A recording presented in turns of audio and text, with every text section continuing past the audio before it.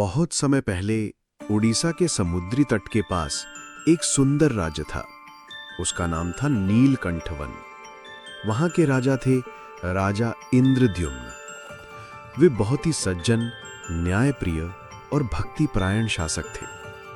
लेकिन उनके मन में एक अभिलाषा थी, मैं भगवान विष्णु की ऐसी मूर्ति बनवाऊं जो साक्षात भगवान के ही समान हो, जिसे देखकर दुनिया नतमस्तक हो जाए। हर दिन वो पूजा करते, व्रत रखते और भगवान विष्णु का ध्यान करते। एक रात जब राजा गहरी नींद में थे, उन्हें एक दिव्य स्वप्न आया। भगवान विष्णु प्रकट हुए और बोले, हे राजन, तुम्हारी भक्ति से मैं प्रसन्न हूं। मेरी मूर्ति तुम बना सकते हो, लेकिन उसका रूप अलग होगा। तुम्हें नीलांचल पर्वत जाना होगा। वहां तुम्हें एक दिव्य लकड़ी का तना मिलेगा, उसी से मेरी मूर्ति बनेगी। और याद रखना, मूर्ति बनाने के लिए एक रहस्यमयी कारीगर आएगा।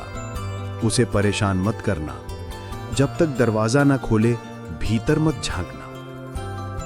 राजा ने अगली सुबह ही अपनी सेना और मंत्रियों को लेकर नीलांचल पर्वत की ओर प्रस्थान किया। रास्ता कठिन था। जंगलों से होकर गुजरना, नदी पार करना और शेरों की दहाड़ सुनना। लेकिन जब वे पर्वत के पास पहुंचे, वहां सचमुच एक चमकदार, सुगंधित दिव्य लकड़ी का तना पड़ा था। वो बहते समुद्र से किनारे आकर रुका था। राजा उसे लेकर अपने महल वापस लौटे और सोचने लगे, अब उस रहस्यमयी मूर्तिकार का इंतजार करना होगा। कुछ ही दिनों बाद महल में एक वृद्ध साधु जैसा व्यक्ति आया। उसका चेहरा चमकता था, आंखों में तेज था। वो बोला, हे राजन, मैं उस दिव्य मूर्ति को बना सकता हूं, लेकिन शर्त यह है कि मैं जिस कक्ष में मूर्ति बनाऊंगा, उसमें जब तक मैं स्वयं न कहूं, कोई भीतर न झांकेगा। अगर ऐसा हुआ तो मूर्ति अधूरी रह जाएगी। राजा ने सिर झुकाकर वादा किया, आपकी शर्त स्वीकार है।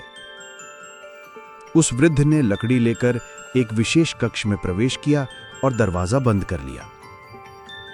पहले दिन भीतर से ठक ठक की आवाजें आईं, जैसे कोई हथौड़ा चला रहा हो। दूसरे दिन कुछ महीन रगड़ने की आवाजें आईं, जैसे चित्र उकेरे जा रहे हों। तीसरे दिन भी सब ठीक चला, लेकिन चौथे दिन अचानक भीतर से कोई आवाज नहीं आई। राजा चिंतित हो गए, कहीं उस वृद्ध को कुछ हो तो नहीं गया? अगर कुछ बुरा हुआ तो? मंत्रियों ने कहा, राजन, वादा तोड़ना ठीक नहीं है।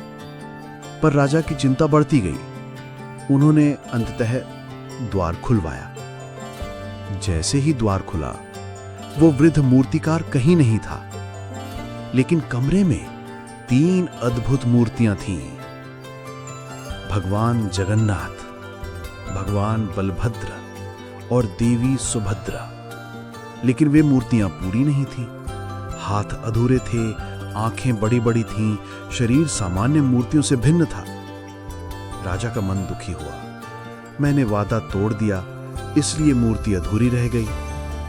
तभी ऊपर से एक दिव्य स्वर गूंजा, हे राजन, ये मेरा वास्तविक रूप है, यही मेरी लीला है। जगत का नाथ यही है, इसलिए इन्हें जगन्नाथ कहो।